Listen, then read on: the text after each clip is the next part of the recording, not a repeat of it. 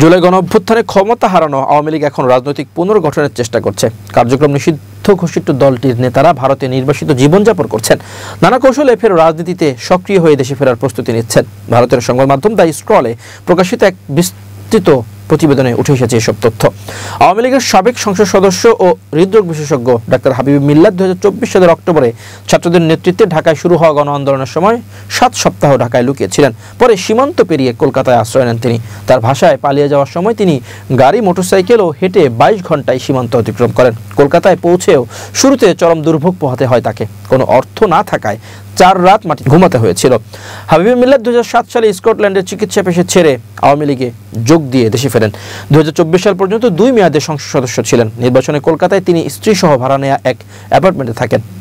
সেখানেই তিনি স্ক্রলকে বলেন, নোবেলজয়ী ডক্টর মোহাম্মদ ইউনূসের অন্তর্বর্তীকালীন সরকার আওয়ামী লীগের কার্যক্রম নিষিদ্ধ করেছে, কিন্তু তারা কিভাবে সেই সিদ্ধান্তের বিরুদ্ধে লড়াই করছেন তা জানালেন হাবিব মিল্লাত। তিনি বলেন, গত 1 বছরে আমরা অন্তত 637টি ঘটনায় আওয়ামী লীগ কর্মীদের জনতার হাতে লিঞ্চড, প্রহত বা অপদস্থ হওয়ার তথ্য রেকর্ড করেছে। মোট 116 জন সাবেক এমপি জেলে আছেন, এমন অভিযোগ তিনি নথিভুক্ত করেন কানাডা ভিত্তিক think tank global centre for Democratic governance এর জন্য। উদ্দেশ্য হলো আওয়ামী লীগের উপর থেকে নিষেধাজ্ঞা তুলে নিয়ে নির্বাচনে অংশগ্রহণের সুযোগ নিশ্চিত করা। হাবিব মিল্লাতের হিসেব মতে প্রায় 1000 আওয়ামী লীগ নেতা ভারতে অবস্থান করছেন, তার বেশিরভাগই কলকাতায়। গত মাসে বিবিসির একটি প্রতিবেদনে বলা হয়, আওয়ামী লীগ কলকাতায় অফিস খুলেছে, তাতে ঢাকায় ব্যাপক প্রতিক্রিয়া সৃষ্টি করে।